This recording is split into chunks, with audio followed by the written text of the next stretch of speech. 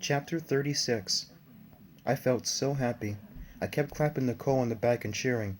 I felt as if we had won a war. I guess I actually had. The monster blood was gone, and so were all my worries. I could breathe normally again. I could feel all my tension melting away. I gazed up at the blue sky. So beautiful, so shiny and clear. Hey, wait! I uttered. I stared up at the sky, and gasped when I suddenly realized I wasn't standing up. I was lying on my back. Why am I here, stretched out on the ground? My head throbbed. I twisted to the right. I saw Nicole gazing at me, her eyes wet with tears, her face pale and tight. And then I saw the ambulance. The two young men in light blue uniform shirts. Paramedics? Paramedics? For me? I shut my eyes against the pulsing pain of my headache. When I opened them, Nicole was leaning over me. What is happening? My voice came out in a croaked whisper. Oh, I'm so happy, Nicole gushed. I'm so happy you're awake, Sasha. Huh? I squinted up at her, not quite understanding. We were on our way to the TV studio, Nicole said, wiping a tear off her cheek. But we never made it. That car, it came squealing around the corner and knocked you over. You hit your head, Sasha. You've been out cold ever since. My mouth dropped open. I stared up at her. Really? Really? And guys, that's the end of Monster Blood is Back. I gotta really say that with this book, or ebook at least in this case, though, I actually wanted to read a Monster Blood book, and I actually enjoyed it. I even enjoyed the fact too it took some elements from the Food Network TV show Chopped, in a sense too. Um, I was gonna think at first that this book shade came in the original 6-2 series as number 3, but then you gotta think about this though too.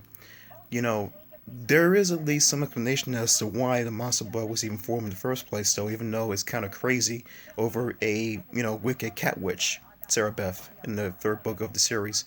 But this one takes the formula from the from that one and the sequel, as well as pretty much every Monster Blood book ever made. I've actually read Monster Blood 1, 2, and 3. I really hated the fucking crap out of 3. The fourth one, all I can really say about that one is, like Papa Rena says on his channel, it's a book about huge blue monsters with blowjob lips, basically. And Monster Blood for Breakfast, from the Horrorland series, actually, I like the book, I guess, sort of. I really hated the kid, the I guess antagonist in the book. I think his name was Brandon Wormsley or something. Just freaking obnoxious kid. I want to just punch the lights out. Just so fucking annoying, that book. Um, but this one is actually pretty good though, where it takes some elements from all those books. It actually gives you a very decent story when it comes to it. No Evan, thank you. No Andrea, thank you too.